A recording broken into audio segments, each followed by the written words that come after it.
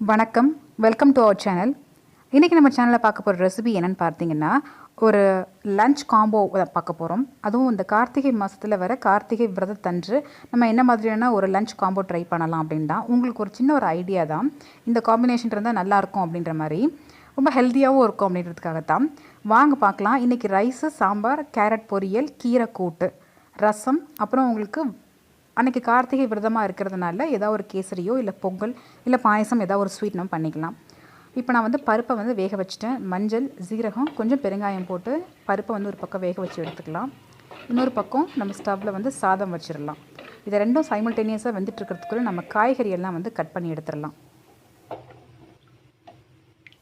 இன்றைக்கி வந்து நம்ம வெங்காய சாம்பார் தான் வைக்க போகிறோம். சின்ன வெங்காயம் போட்டு பருப்பை பார்த்திங்கன்னா ஆல்மோஸ்ட் உங்களுக்கு வெந்துருச்சு. இருந்தாலும் நம்ம வந்து இன்னும் கொஞ்சம் மசிய வேக விடலாம். ஏன்னா குக்கரில் வைக்காதனால உங்களுக்கு சட்டியில் பண்ணுறதுனால கொஞ்சம் டைம் எடுக்கும் பருப்பு வேகிறதுக்கு. நம்ம அந்த ஸ்டவ்வில் மாற்றிட்டு இந்த ஸ்டவ்வில் வந்து நம்ம கேரட் பொரியல் பண்ணிடலாம் இப்போது. ஏன்னா கேரட் வந்து கட் பண்ணி ரெடியாக இருக்குது.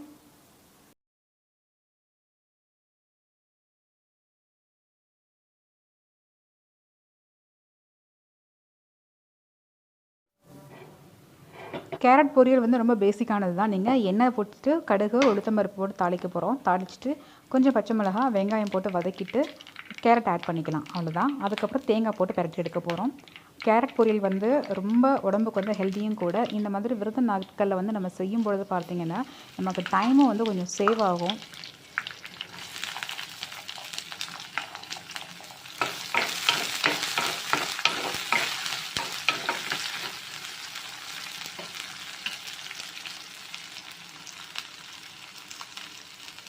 வெங்காயம் கொஞ்சம் வதக்கும் போதே நம்ம பச்சை மிளகாயும் போட்டு வதக்கிடலாம்.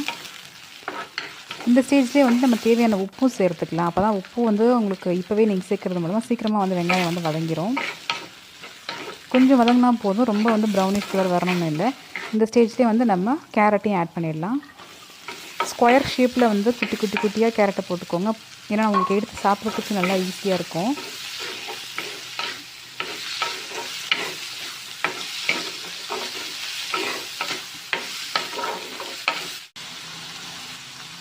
தேவையான அளவு தண்ணி ஊற்றி கேரட்டை வந்து கொஞ்சம் வேக வச்சுடுவோம்.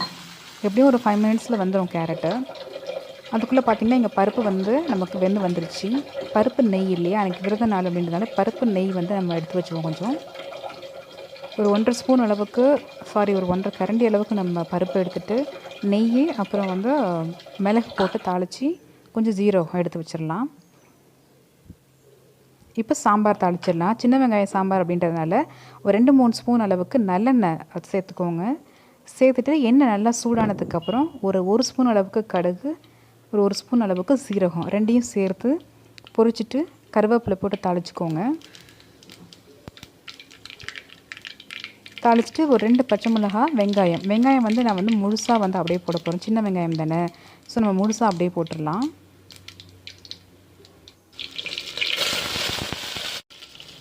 கூடவே 2 கருவேப்பிலை போட்டுக்கோங்க. போட்டுட்டு நல்லா தாளிச்சிட்டு வதக்கி எடுத்துருங்க.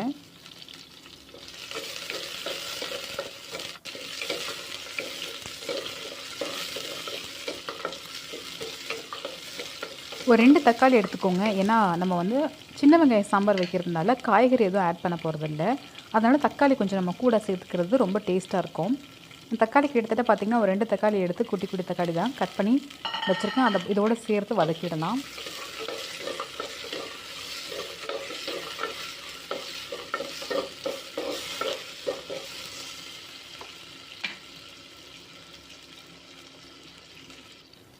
இப்போ இந்த எண்ணெயிலே வந்து நம்ம மசாலாவும் சேர்த்து ஆட் பண்ண போகிறோம். தேவையான அளவுக்கு உப்பு போட்டுக்கோங்க. ஒரு ஸ்பூன் அளவுக்கு மிளகாத்தூள், ஒரு ஸ்பூன் அளவுக்கு நம்ம மல்லித்தூள் ஆட் பண்ண போகிறோம். காரம் வந்து நம்ம பச்சை மிளகாய் போட்டிருக்கிறதுனால நீங்கள் கொஞ்சம் பார்த்து மிளகாத்தூள் ஆட் பண்ணலாம் நம்ம. அதுக்கப்புறம் சாம்பார் பொடி இருந்துச்சுன்னா ஒரு அரை ஸ்பூன் அளவுக்கு சாம்பார் பொடி இப்போவே போட்டு எண்ணெயில் வதக்கிடுங்க. மஞ்சள் தூள் ஒரு சின்ன பிட் அளவுக்கு இருந்தால் போதும். ஏன்னா பருப்பில் ஏற்கனவே மஞ்சள் தூள் போட்டு வேக வச்சுருக்கோம். இந்த சமயத்தில் நான் கொத்தமல்லியும் சேர்த்து வதக்க போகிறேன். கொத்தமல்லி வந்து நம்ம லாஸ்ட்டாக வந்து குழம்புல வந்து ஒரு ஃப்ளேவருக்காக ஆட் பண்ணுவோம். அது மட்டும் இல்லாமல் இப்போவே வந்து நீங்கள் இந்த கொத்தமல்லியும் கொஞ்சம் 2 கருவேப்பிலையும் போட்டு சேர்த்து வேக வைக்கும்போது அந்த ஃப்ளேவர் அவ்வளோ அட்டகாசமாக ரொம்ப வாசனையாக இருக்கும். நீங்கள் இதை ட்ரை பண்ணி பாருங்கள். இது வரைக்கும் ட்ரை பண்ணலை அப்படின்னா மசாலா கொஞ்சம் எண்ணெயில் வதங்கினதுக்கப்புறம் தேவையான அளவுக்கு தண்ணி ஊற்றி நம்ம இந்த வெங்காயம், தக்காளி, பச்சை மிளகாய் வந்து வேக வச்சு எடுத்துடலாம். பருப்பில் தண்ணி எவ்வளோ இருக்குன்னு பார்த்துக்கோங்க. அதுக்கு இதையும் மேட்ச் பண்ணுற மாதிரி ஈவன் பண்ணிக்கோங்க தண்ணியை. சாம்பார் நல்லா கொதிக்குது. இப்போது கொஞ்சம் சிம்மில் வச்சு வேகட்டும். இந்த பக்கம் நம்ம கேரட் வேக வச்சுருந்தோம் இல்லையா, கேரட் நல்லா வெந்துருச்சு. தேவையான அளவுக்கு கோகனட் எடுத்து திருகி சேர்த்து வதக்கி எடுத்துடலாம். அவ்வளோதான், நம்ம கேரட் பொரியல் தயாராகிடுச்சு.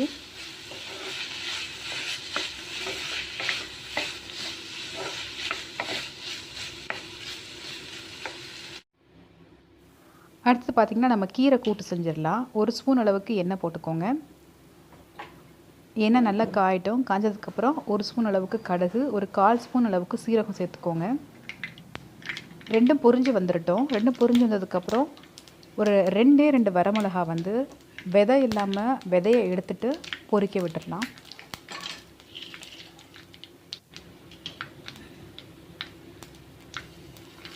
ஒரே ஒரு பெரிய பல்லு பூண்டு வந்து நான் வந்து சின்ன சின்னதாக கட் பண்ணியிருக்கேன். அதையும் ஆட் பண்ணிவிட்டு ஒரு வெங்காயம், ஒரு தக்காளி ரெண்டையும் போட்டு வதக்கிடலாம். பொன்னாங்கண்ணி கீரை செய்கிறதுனால உப்பு வந்து போடாதீங்க. உப்பு இப்போவே போட்டோன்னா நமக்கு வந்து கொஞ்சம் கருப்பு வந்துடும் கீரையிலன்னு சொல்லுவாங்க. இந்த பக்கம் பார்த்திங்கன்னா சாம்பார் கொதி வந்துருச்சு நல்லா. இப்போ நான் வந்து பருப்பு எடுத்து வச்சுருக்கோம் இல்லையா மசிச்சு, அந்த பருப்பை வந்து நான் ஆட் பண்ணிடுறேன். சைட் பை சைட் நம்ம சமையல் பண்ணிகிட்ருக்கனால தான் நான் உங்களுக்கு இந்த மாதிரி மாற்றி மாற்றி காமிச்சிட்ருக்கேன்.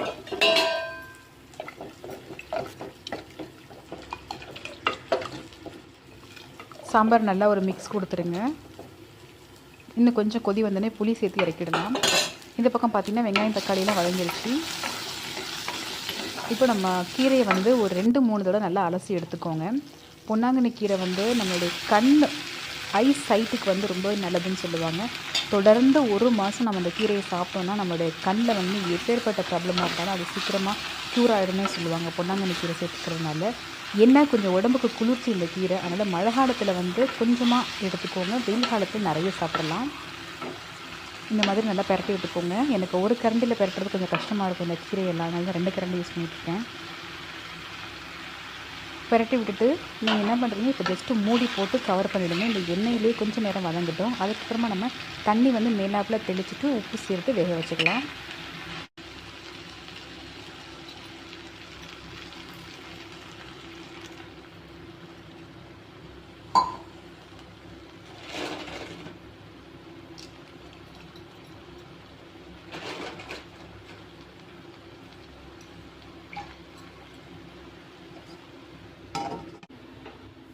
கீரை வதங்கிட்டு இருக்கட்டும். இப்போ நான் புளியை சேர்த்துக்கிறேங்க. இப்போ நமக்கு கீரையும் ரெடி ஆகிடுச்சு, சாம்பாரும் ரெடி ஆகிடுச்சு. இப்போ நல்லா இந்த வெந்த கீரையில் நான் என்ன பண்ண போகிறேன்னா தேங்காய் அரைச்சி எடுத்திருக்கேன். தேங்காய், கொஞ்சம் சீரகம், 2 மிளகு, அப்புறமா ஒரு 1/4 ஸ்பூன் அளவுக்கு பெருஞ்சீரகம் சேர்த்துருக்கேன். சோம்புன்னு சொல்லுவோம் இல்லையா, அந்த மசாலாவெல்லாம் சேர்த்து அரைச்சி இந்த கீரை கூட நம்ம இப்போ ஆட் பண்ணிவிடுவோம். நல்லா இறக்குற சமயத்தில் தேங்காய் போட்டு ஆட் பண்ணி நம்ம ஒரு 2 மிக்ஸ் மட்டும் கொடுத்து இறக்கிடலாம். கீரை கூட்டு கொஞ்சம் ரெடி ஆகிடும் உங்களுக்கு. பருப்பு பருப்பு சேர்க்கணும்னு நினைக்கிறவங்க சிறுபருப்போ துவரம்பருப்போ வேக வச்சு சேர்த்துக்கலாம். இன்றைக்கி நான் சாம்பாரில் பருப்பு போட்டிருக்கனால பருப்பு ரொம்ப வேண்டான்றதுனால வெறும் தேங்காய் மட்டும் சேர்த்து நான் இந்த கீரையை இறக்கியிருக்கேன். அவ்வளோதான், நமக்கு இப்போ சாம்பார் சின்ன வெங்காயம் போட்டு ரெடி ஆகிடுச்சு. கேரட் பொரியலும் ரெடி ஆகிடுச்சு. பொன்னாங்கண்ணி கீரை கூட்டு, ரசம் இல்லைனா மோர் இதை ஆட் பண்ணிக்கோங்க. ரைஸ் ரெடி ஆகிடுச்சு. ஸ்வீட் வந்து கேசரி வந்து நான் ஏற்கனவே நம்ம சேனலில் அப்லோட் பண்ணியிருக்கேன். அந்த லிங்க் வந்து நான் கீழே டிஸ்கிரிப்ஷன் பாக்ஸில் இல்லை மேலே ஐ கார்டில் கொடுக்குறேன். ஸோ கார்த்திகை விரத சாப்பாடு இன்றைக்கி முழுமையாக தயாராகிடுச்சு. நீங்கள் கண்டிப்பாக இதை உங்கள் வீட்டை ட்ரை பண்ணி பாருங்கள். ட்ரை பண்ணி பார்த்துட்டு எப்படி வந்துச்சு அப்படின்னு சொல்லி மறக்காமல் கீழே கமெண்ட்டில் சொல்லுங்கள். ஸோ இந்த காம்பினேஷன் ஆஃப் டிஷ் வந்து நீங்கள் இது வரைக்கும் உங்கள் வீட்டில் ட்ரை பண்ணியிருந்தீங்கன்னா அதையும் சொல்லுங்கள். நான் உங்களை சீக்கிரமாகவே இன்னொரு வீடியோவில் மீட் பண்ணுறேன்.